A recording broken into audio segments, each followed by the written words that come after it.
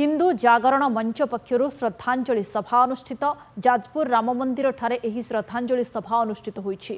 जम्मू काश्मीर रे आतंकवादी गुली रे 28 जन पर्यटकों मृत्यु होईछि। तेबे मृतकों को श्रद्धांजलि उद्देश्य रे जाजपुर राम मंदिर ठारे हिंदू जागरण मंच पक्षर एक श्रद्धांजलि सभा सह मसाल शोभायात्रा कराଯାଇ सहर परिक्रमा कराଯାଇଥିଲା परे गांधी छक ठारे एक प्रतिवाद सभा अनुष्ठित होईतिला। बीजेपी युव मोर्चार उपसभापति संग्राम केशरी पात्र नेतृत्व में एही मसाल शोभायात्रा रे बहु युव मोर्चा कर्मी कॉलेज छात्र छात्री माने सामिल हुई आतंकवादी नरसंहार घटना को तीव्र निंदा करथिले। भारतवासी माने प्रतिज्ञा कर सारछन आज मोदी जी की अनुरोध करुछन सारा भारतवासी आउ से डिप्लोमेटिक बैठक आवश्यकता नहीं, सिंधुरे पानी बंद करिवार आवश्यकता नहीं। एबे हिंदू माने जागी सारिचंती सारा 140 कोटी भारतीय जागी सारिचंती।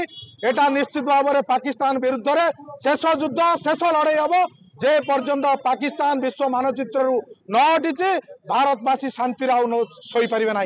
मो गहण जन ओडिया भाई प्रशांत भाई काश्मीर रे पहलगाम रे आतंकवादी माने हिंदू बोली मारिदेले आम श्रद्धांजलि देलु। ए शोभा यात्रा परिप्रेक्षी आम प्रधानमंत्री की जनईदेवा चाहूँ 140 कोटी भारतीय भीतर जेतिक हिंदू अच्छा प्रत्येक हिंदू आपण सहित अच्छा जो 27 निरीह जीवन गला आमर भारतीय मानकर तार कड़ा जवाब आपण पाकिस्तान को मागिबा दरकार नहीं।